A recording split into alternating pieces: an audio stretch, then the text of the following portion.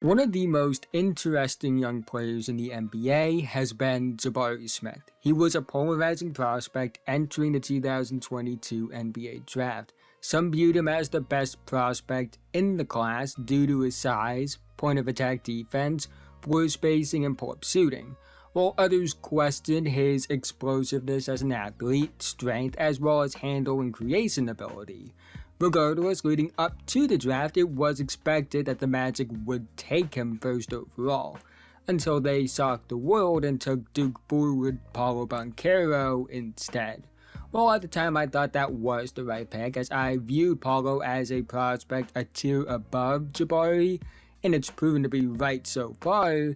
It was a surprise to the public as well as Paolo and Jabari. Smith would end up going third overall to the Houston Rockets, where he would have an up and down rookie season, averaging 12.8 points per game, 7.2 rebounds per game, and 1.3 assists per game on 40.8, 30.7, 78.6 splits, and a 51.4 true shooting percentage. Not terrible for a teenage rookie, but more was expected out of what many thought was supposed to be the first overall pick, especially compared to what the guy who actually went first overall was doing in Orlando. However, this season, Jabari has been really good, and it deserves a lot more recognition than it's gotten. While he may not have taken the big leap some expected, through 27 games he's averaging 14 points per game, 8.9 rebounds per game, and 1.7 assists per game on 49.8, 38.7, 80.3 splits, showcasing a skill set that fits the modern NBA perfectly, as well as doing it as a really young player on a competitive Rockets team. And I want to talk about why he's still on track to be well worth that third overall pick. But quickly before we go any further, if you're new and like basketball, I'd really appreciate if you would like, subscribe, and hit the notification bell to be notified whenever I release a video. I make videos about basketball all the time, and liking and subscribing are the two best ways that can help me out in the YouTube algorithm, help support the channel, and I'll be reaching my goal of 10,000 subscribers by the end of the season. Let's try and get 100 likes on this video so YouTube will recommend it to others. Anyways, let's talk about Jabari Smith.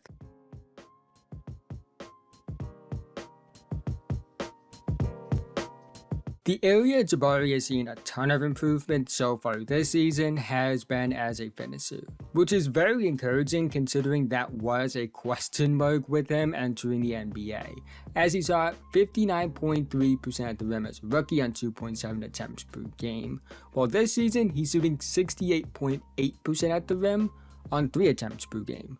While the volume isn't out of this world, it's not like he's a monster rim pressure threat like Giannis Antetokounmpo. A slight volume increase with a significant efficiency increase is very encouraging regardless.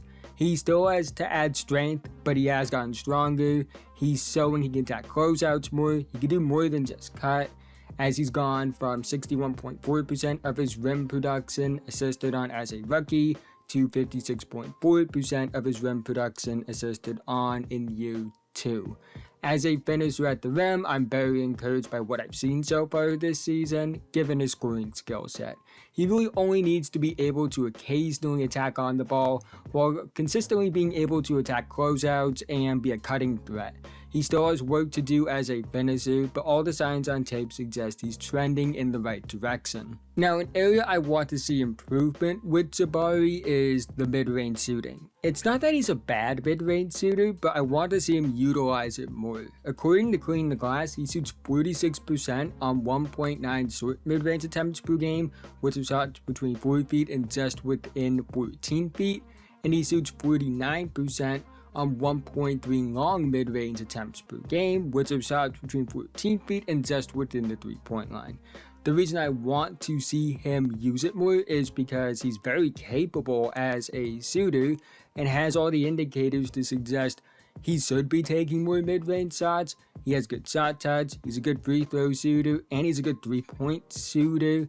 And I think it would expand his offensive game because it will give defenses another area they have to worry about, which will expand his 3-point shooting opportunities. But more importantly, I think it will expand his game as a finisher, as them having to worry about the mid-range means that you'll get more opportunities that are easier as a driver.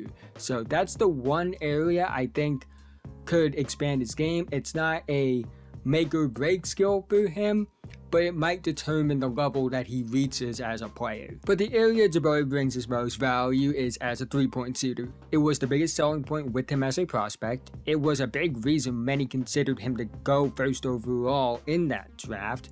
He's shooting 38.7% on 4.4 attempts per game this season, and he's showcasing why he was viewed as probably the best shooter in that draft class. He's mainly an off-ball catch-and-shoot player, but while he does have flashes on the ball, a 6'10" player that can stretch the floor like he does is very valuable regardless. It's why, despite the fact that I viewed prospects like Paolo, Jet, and Ivy higher due to the fact I thought they had higher ceilings, I still view Jabari as probably the safest bet in the top 5 just because of the fact that his skill set translates so well. At the very least, he can space the floor as a tall shooter that's hard to contest, which every NBA team would want.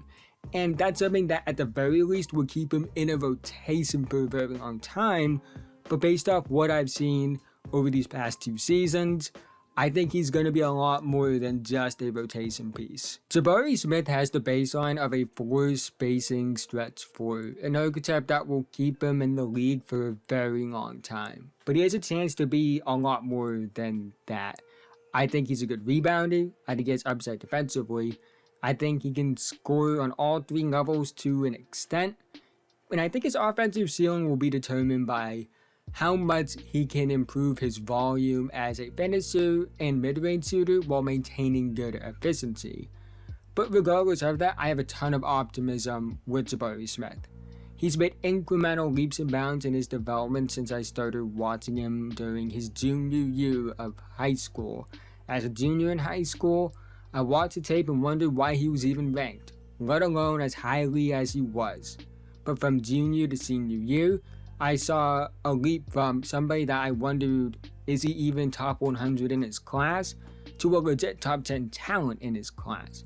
And from senior year to freshman season at Auburn, I saw a leap from a top 10ish prospect to easily one of the 5 best prospects in a draft class.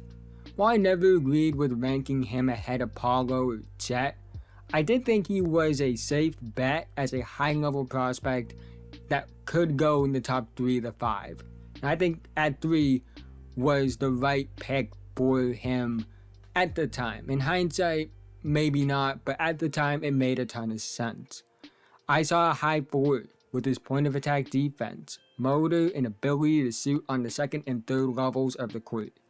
And while I didn't see the Kevin Durant type upside that some did because they just saw that he was tall and could shoot the basketball, I did see star upside with him, based not only off of his traits as a player, but also the history and the trends with his development, how much he improved during high school and in college. And it's hard for me to say he won't make another leap in the NBA. He has flashes of it as a rookie and in year 2. He's super young, and in the past he's proven to be able to put in the work to make significant improvements in a short amount of time. Those things don't just happen. You have to have the work ethic and drive to improve the way he has over the years, and I don't think it's going to stop in the NBA. He's already gotten a lot better from year 1 to year 2, and I think we could see a Larry Markkinen-esque rise out of Jabari over the next few years. It's not a guarantee, but I just look at the past development trends and also the fact I think he was better than Larry was at 20 years old, and it's not out of the cards. Only time will tell, but I think we have a baseline for a long-term positive NBA contributor with Jabari at the very least, and I think his ceiling is a lot higher than that.